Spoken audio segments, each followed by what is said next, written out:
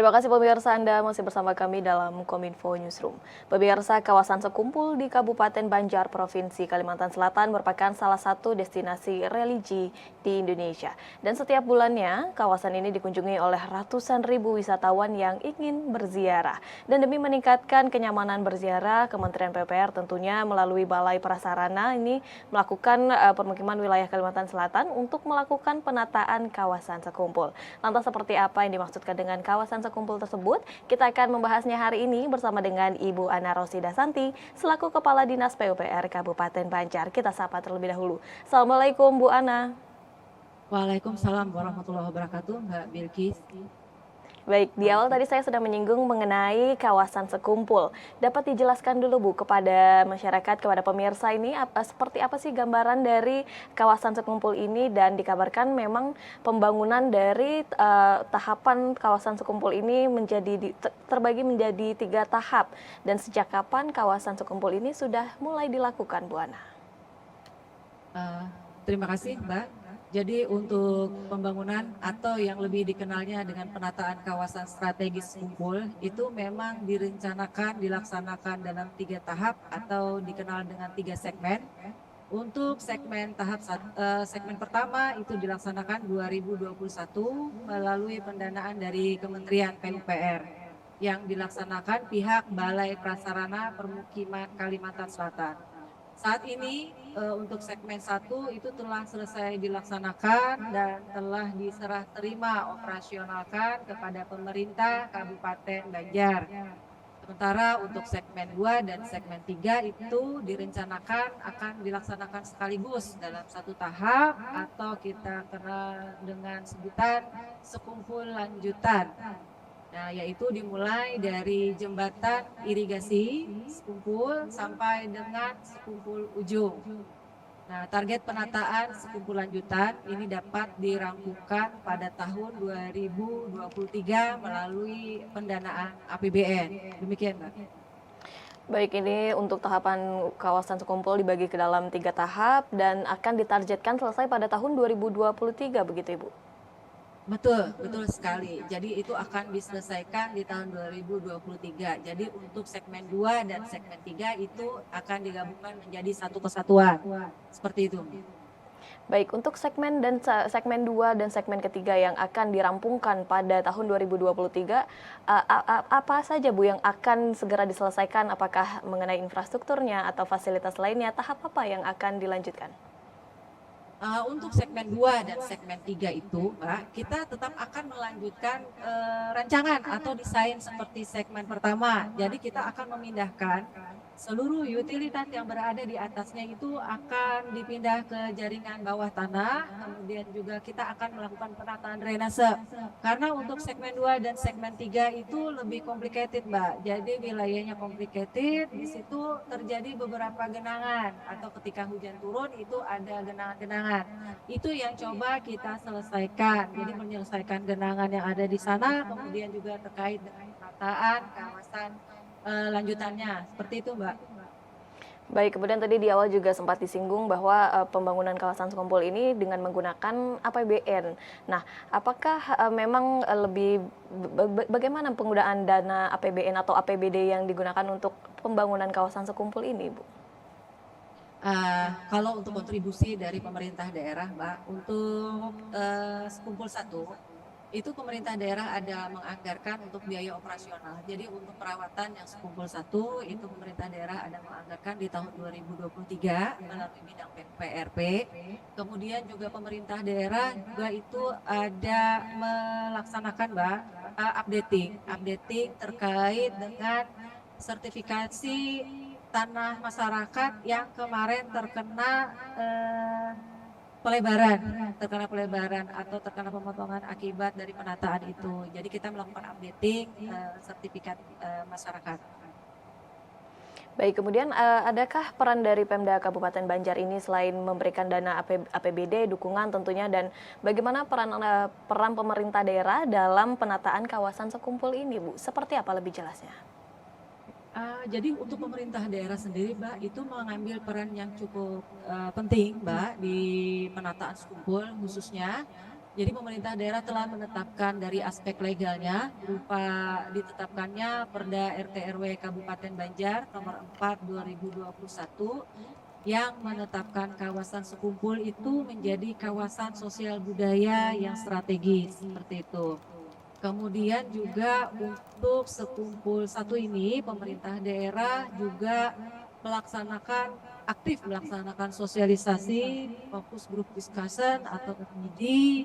Kemudian juga pemerintah daerah melaksanakan lanjutan Mbak ya. Untuk lanjutan ini pemerintah daerah berkontribusi aktif dalam hal penetapan dokumen UKL UPL-nya Mbak. UKL UPL, kemudian juga kita sedang menyelesaikan detail engineering design terkait dengan kumpulan lanjutan dan pengumpulan bukti dukung terhadap kepemilikan tanah yang saat ini telah mencapai 60% yang sudah kami kumpulkan untuk sekumpulan lanjutan. Jadi adapun kelengkapan dan syarat-syarat itu merupakan readiness kriteria dari penataan sekumpul lanjutan yang nantinya akan kami ajukan melalui pendanaan APBN, Mbak. Jadi diperkirakan untuk sekumpul lanjutan ini kita memerlukan biaya kurang lebih 100 miliar dan itu harapan kami dapat disokong melalui pendanaan APBN. Demikian, Mbak. Baik, kemudian dalam proses pembangunan kawasan sekumpul ini dan air santri, pendekatan seperti apa yang dilakukan oleh PUPR kepada masyarakat yang terdampak penataan ini, Bu? Jadi tadi seperti disebutkan bahwa PUPR, pemerintah daerah melalui PUPR itu bekerja sama dengan SKPD-SKPD lain, kita serta aparat kelurahan dan aparat desa, kita berkontribusi aktif, saling bersinergi, bahu-membahu, memberikan pemahaman kepada masyarakat terkait dengan pentingnya penataan kawasan, baik penataan kawasan di sekumpul maupun kawasan air santri. Nah, untuk kemudian juga kami mendapat sokongan, dukungan juga dari semua pihak, termasuk guru-guru, alim ulama yang turut aktif memberikan andil bagi lancarnya pelaksanaan kegiatan penataan sekumpul dan air santri di Kabupaten Banjar. Seperti itu, Mbak. Baik, dukungan terus diberikan oleh masyarakat, kemudian juga pemerintah daerah bekerja sama dengan PUPR dan juga pemerintah lainnya untuk berkontribusi aktif memberikan pemahaman kepada masyarakat sehingga masyarakat dapat menerima begitu ya Bu. Kemudian boleh digambarkan kepada masyarakat fasilitas seperti apa saja yang akan dibangun baik di kawasan air santri maupun nanti di kawasan sekumpul itu sendiri. Baik.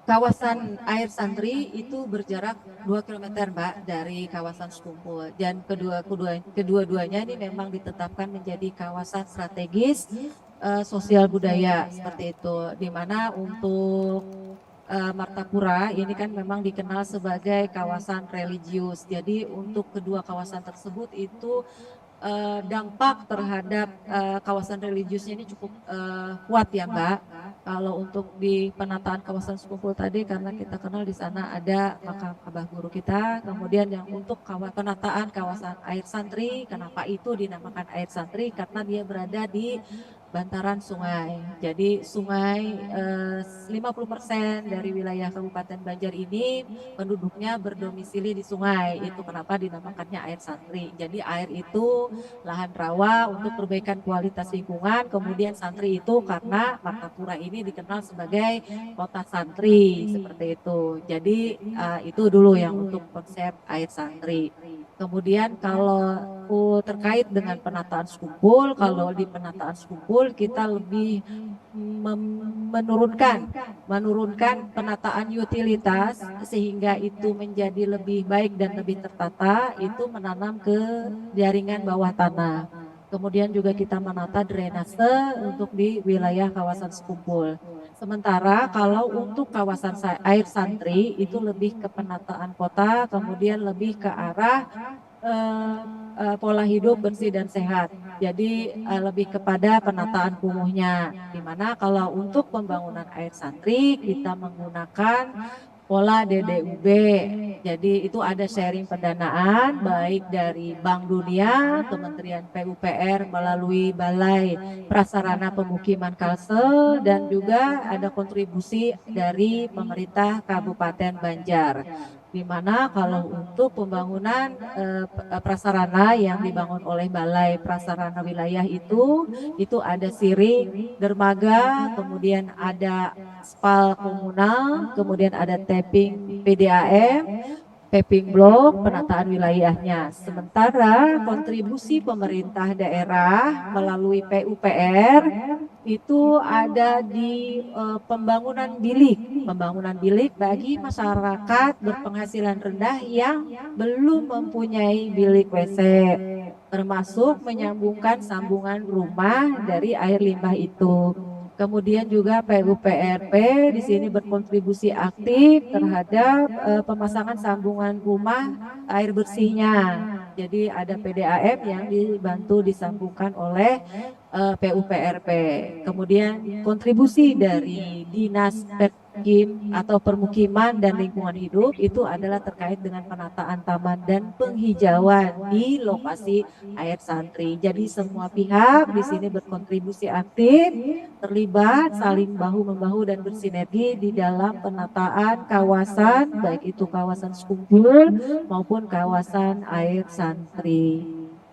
Baik, kawasan Sekumpul dan air santri ini menjadi atensi dari PUPR, juga tadi bisa mengatasi untuk membenahi drainase begitu ya Bu, kemudian juga bisa mengatasi banjir, dan juga apakah memang ini nantinya kawasan ini akan dapat menahan atau mengatasi banjir Bu, demikian, ataukah juga bisa meningkatkan kebutuhan air bersih begitu Bu nantinya?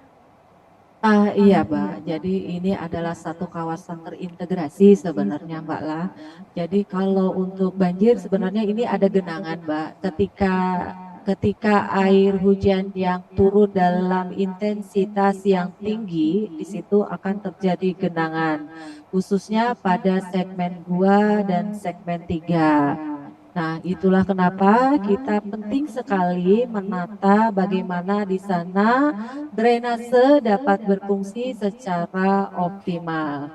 Kemudian sebagai bahan informasi juga Mbak, karena ada komitmen yang begitu kuat dari pemerintah Kabupaten Banjar, maka direncanakan bahwa untuk pintu gerbang dari Sekumpul ini ada yang dinamakan dengan koridor 4, Mbak. Jadi koridor 4 itu dimulai dari jembatan batas kota sampai dengan simpang 4 Sekumpul. Nah, itu yang akan ditata melalui pendanaan dari APBD, Mbak. Harapannya nanti ketika orang akan memasuki wilayah Sekumpul, mereka akan disambut secara baik melalui pintu gerbang jadi di Martapura. Jadi mulai dari jembatan kembar itu wisatawan yang datang sudah merasakan atmosfer kota santri di kota Martapura. Baik, penataan dilakukan secara optimal, komitmen dari pemerintah terus dilakukan, dan harapannya wilayah Sekumpul ini akan disambut baik melalui pintu gerbang Martapura tersebut, dan tentunya ini akan menjadi daya tarik tersendiri bagi wisatawan yang akan datang ke Kabupaten Banjar, Kota Martapura. Terima kasih banyak Ibu Ana Rosida selaku Kepala Dinas PUPR Kabupaten Banjar yang telah bergabung bersama kami dalam tema Wajah Baru Kawasan Religi Sekumpul dan Air Santri. Terima kasih banyak Ibu Ana, salam sehat selalu. Terima kasih, Baik pemirsa, kami akan kembali dengan beragam informasi lainnya. Tetaplah bersama kami dalam Kominfo Newsroom.